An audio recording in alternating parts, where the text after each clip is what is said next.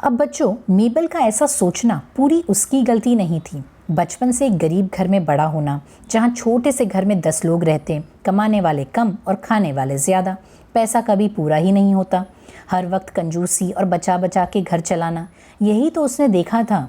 अपनी माँ को भारी भारी लिनोलियम, जो कि एक लिक्विड मटेरियल है, उसके कैन्स उठाते देखना, कचरा बीनते देखना, या फिर ऐसे कोई छोटे छोटे काम करते देखना जिससे कि कहीं से थोड़े पैसे आ जाए। एक शीप फार्म का बिजनेस भी डाला था, वो भी फेल हो गया। बड़े भाई ने शादी की, वो भी एक कम कास्ट वाली लड़की के साथ, जिनकी विवाहित ज़िंदगी भी कोई ज़्यादा खुश नहीं थी। यानी बचपन से ही मेबल ने दुख, तकलीफ, गरीबी ही देखी थी। हाँ, लेकिन मेबल की आंट्स यानी बुआ थोड़े अच्छे पैसे वाले थे, जो कि वेकेशंस एंड ऑल पे सी साइड रिसोर्ट्स में जाया करते। बट वो लोग मेबल के परिवार से नज़र चुरा लेते कि अभी उनसे कुछ पूछा तो शायद पैसा देने की ज़रूरत आन पड़ेगी। And that's why they squint at things, meaning देख के भी अनदेखा कर देते। और कहीं ना कहीं मेबल में भी वही फितरत थी, वो बिल्कुल अपनी आंट जैसी थी। अब बच्चों, यहाँ मेबल कैसी ज़िंदगी चाहती थी ये बताया गया है। उसका सपना था कि वो इंडिया में रहे, सर हेनरी लॉरेंस जैसे हीरो वाली शक्ल के लड़के से उसकी शादी हो, जो कि खूब पैसे वाला हो, जो उसकी हर ख्वाहिश को पूरा करे। अब बच्चों, भले मेबल सर हेनरी लॉरेंस जैसे किसी पैसे वाले के साथ शादी करना चाहती थी, लेकिन उसकी इमेजिनेशन में ये पैसे वाला नेटिव इंडियन जैसा दिखता, जिसके सर पे टर्बन यानी पगड़ी है। मतलब उसे इंडिया और इंडियंस दोनों से काफ़ी लगाव था।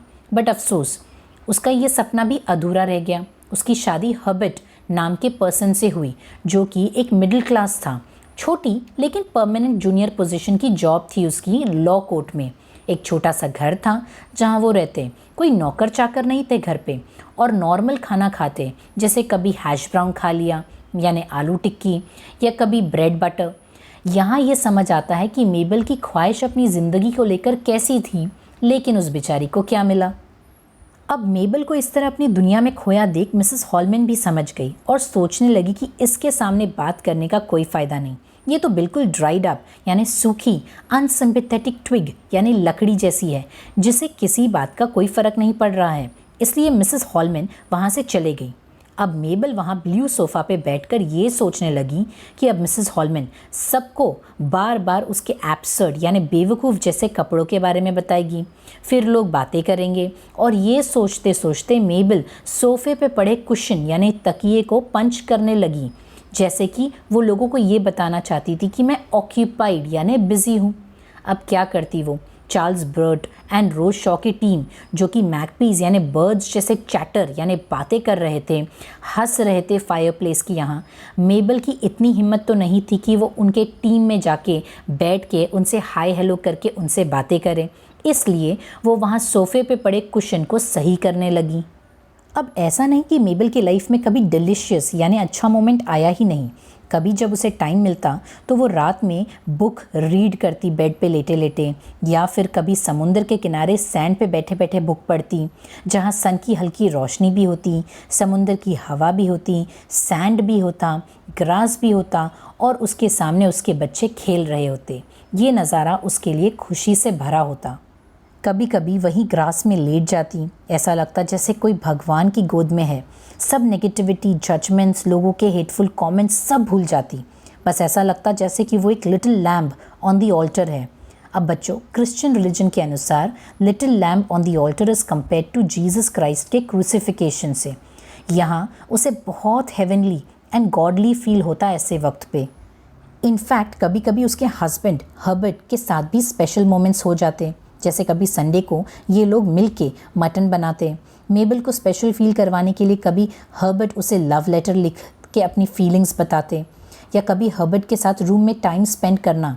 ये सब मेबल के लिए डिवाइन मोमेंट्स थे, जहाँ अक्सर वो अपने आप से कहती कि दिस इज़ इट, यही तो चाहिए, यही तो वो चीज़ है जो उसे चाहिए थी और वो उसके पास है। अब एक टाइम तो मेबल छोटी छोटी चीज़ों में खुश हो जाती, और वही दूसरी जगह उस पार्टी में जहाँ म्यूज़िक था, मौसम था, लोग थे, हर रीज़न था खुश होने का, लेकिन उसे वहाँ अच्छा लग ही नहीं रहा था। एक मिनट के लिए भी मेबल उस पार्टी में खुश नहीं थी। सब कुछ बस फ्लैट था यानी खाली। अब क्या करे, मेबल थी ही ऐसी।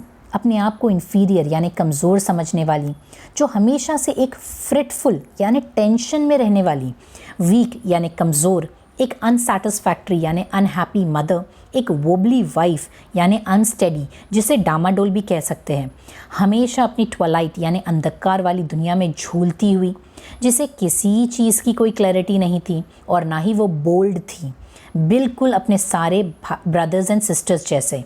बस एक भाई हर्बर्ट को छोड़ के सारे भाई बहन एक जैसे थे, पुअर वाटर विंड क्रीचर्स, यानी उनके रगों में जैसे खून नहीं पानी दौड़ता था, इसलिए वो सब एकदम ठंडे और कमज़ोर थे। अब अचानक मेबल को वो क्रीपिंग यानी स्लो एंड क्रॉलिंग लाइफ के बीच सडनली एक अलग कॉन्फिडेंट एंड हैप्पी वाली फीलिंग आने लगी, as if she was on the crest of wave. वो बेचारी फ्लाई एंड सॉसर जिसकी स्टोरी वो पढ़ा करती उसके दिमाग में आने लगी।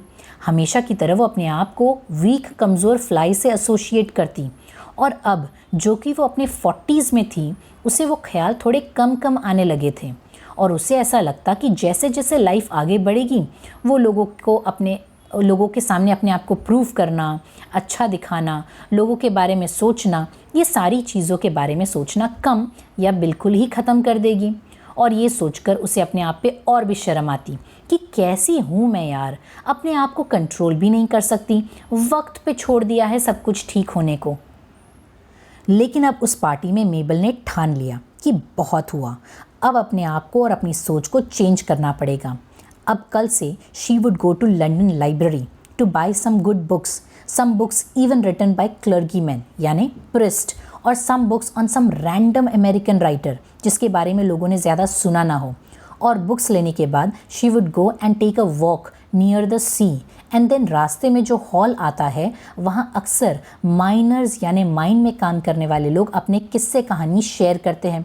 वहाँ थोड़ा रुक कर वो उनकी बातें और उनकी कहानियाँ सुनेगी, और ये सब कुछ करके मेबल एक न्यू पर्सन बनेगी। इनफैक्ट मेबल तो ये भी सोचने लगी कि वो अपने आप को ट्रांसफॉर्म यानी चेंज कर दे।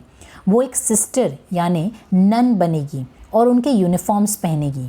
बच्चों, आपने देखा होगा कि नन्स जो होती है वो हमेशा एक ही तरीके का यूनिफॉर्म पहनती है। अब मेबल भी यही सोच रही थी कि वो नन्स वाली यूनिफॉर्म पहने और फिर उसके बाद कभी अपने पहने हुए कपड़ों के बारे में इतना नहीं सोचे जैसे आज वो अपनी येलो ड्रेस के बारे में सोच रही है।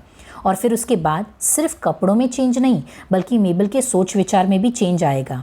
फिर वो चार्ल्स बर्ट एंड मिस मिलान जैसे लोगों के बारे में अपना ओपिनियन एकदम परफेक्टली एंड क्लियरली रखेगी।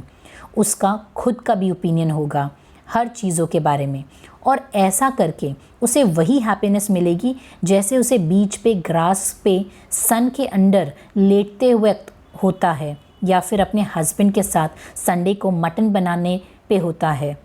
बस ये सब अपने दिमाग में ठान लेने के बाद मेबल उस ब्लू सोफ़ा पे से फाइनली उठी, अपने आप को और अपनी येलो ड्रेस को उस ग्लास के थ्रू देखा, चार्ल्स एंड रोज शॉ को बाय किया जैसे मानो अब उसे कोई फ़र्क नहीं पड़ता उनके ओपिनियंस का।